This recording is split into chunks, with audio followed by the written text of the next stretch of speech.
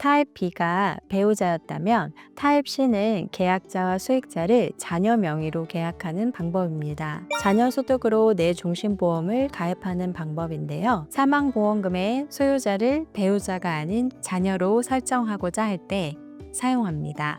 자녀의 소득 출처를 마련해주는 전략이 선행되어야 하고 사망보험금이 비과세됩니다. 상가 부동산이 있는 경우 자녀에게 미리 50%를 분할 증여한다거나 증여세 합산기간 10년을 회피하기 위해 10년 단위로 33% 정도씩 분할 증여를 하여 발생한 임대 소득으로 자녀의 소득 출처를 만들어주고 보험료를 납입할 수도 있습니다. 부동산의 가치는 시간이 경과함에 따라 우상향하므로 미리 지분 증여를 하면 낮은 시가로 증여가 되고 설사 10년 합산 기간에 따라 상속재산에 합산되더라도 과거 증여 당시 평가 금액으로 상속재산에 합산되므로 절세 효과가 있습니다. 의사 A가 본인 명의로 납부하는 임대소득은 병의원 소득과 합산되어 41.8%에서 49.5%의 높은 소득세율이 적용되지만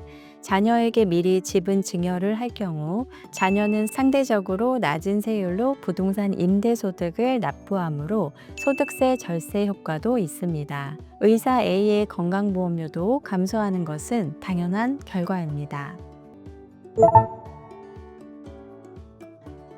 MSO 법인에서 자녀에게 배당금을 지급하거나 상가 부동산의 일부 지분을 자녀에게 증여하여 발생한 임대소득으로 보험료를 납입합니다. 현금을 증여해주고 그 현금으로 보험료를 납입하면 해당 보험금에 다시 증여세가 부과되므로 보험가입의 절세 효과가 감소합니다.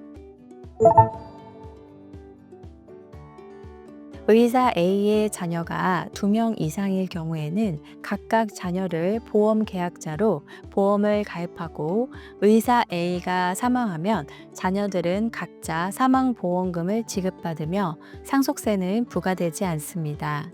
의사 A 명의로 종신보험을 가입하면 상속세 과세 대상이며 상속세율이 10%에서 50%이므로 최대 50%까지 상속세를 절세할 수 있습니다. 타입 C와 같이 보험 계약자를 각 자녀 명의로 계약하면 각 자녀들에게 자녀 재산을 미리 배분해준 효과가 있습니다. 할아버지, 할머니가 금융재산이 많을 경우 상속세를 절세할 수 있는 보험 가입 방법입니다.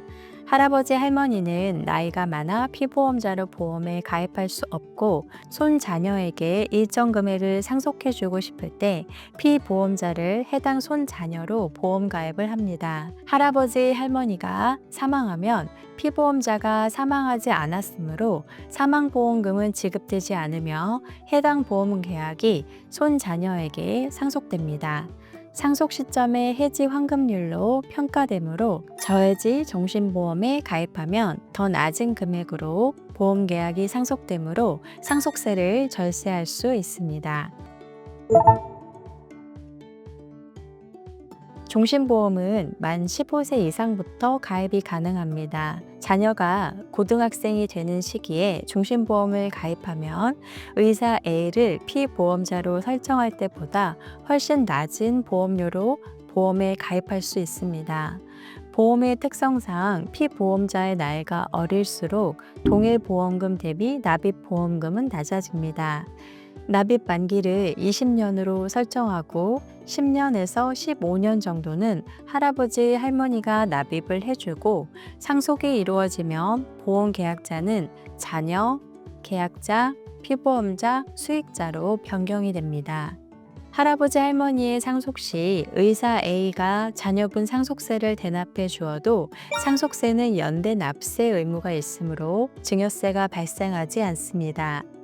할아버지, 할머니의 나이가 많거나 건강이 좋지 않을 경우 납입 만기는 7년에서 10년도 선택할 수 있습니다. 할아버지, 할머니 사망 이후 손자녀가 소득이 있는 경우 손자녀 소득으로 자녀 보험료를 납입하며 손자녀 소득이 없는 경우에는 의사 A가 보험료 납입을 해주면 됩니다. 부모가 납입해준 보험료의 증여 시기는 보험료 납입 시점이 아니라 추후 해약 시점, 연금 수령 시점 또는 보험사고 발생 시점으로 이연됩니다. 타입 C와 같이 상속세 절세 효과와 손자녀에게 상속재산의 사전 배분 효과가 있습니다.